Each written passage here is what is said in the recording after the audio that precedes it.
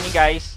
Tara, kape! So for this morning's video, gusto kong i-share sa inyo na merong update kay GCash recently wherein magiging helpful to para sa ating lahat.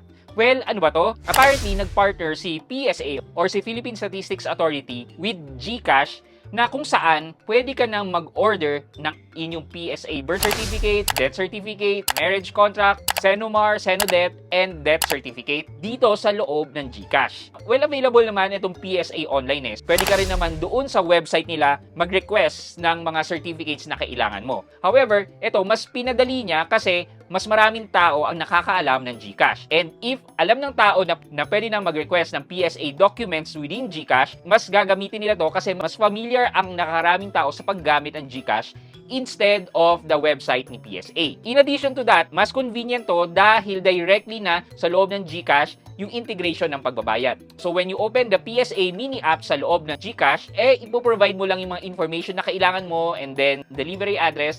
Pagdating sa huli, integrated na ang GCash sa pagbabayad mo.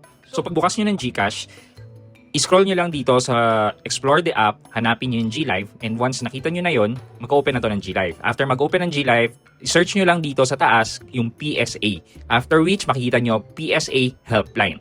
Tapos, when you open the PSA Helpline, meron tong verification, i-check nyo lang, tapos continue. After which, you have to agree dun sa terms and condition. Once done, ipoprovide nyo na yung personal information nyo dito sa PSA Helpline mini app. To place your order, makikita nyo dito na merong pay via GCash. Since walang laman ng GCash ko, ang error sa akin nung clinic ko yan ay yan. Oops, you have insufficient GCash balance to complete this transaction. Basically, incorporated na pagbabayad nyo using GCash dito sa PSA Helpline. So, hindi mo na kailangan mag-scan to pay or mag-login pa ng GCash mo sa website, etc. etc. Madedetect niya na kagad kung may enough balance ka sa pagbayad mo ng requested documents. Which yung currently na PSA online, convenient na nga yan, mas magiging convenient pa yan dahil nakalagay na to sa loob ng GCash. Well, for the full article, I recommend na basahin niyo po itong article from ABS-CBN which nasa comment section na rin po. Yun lang muna for today's video. Again, good morning sa inyo.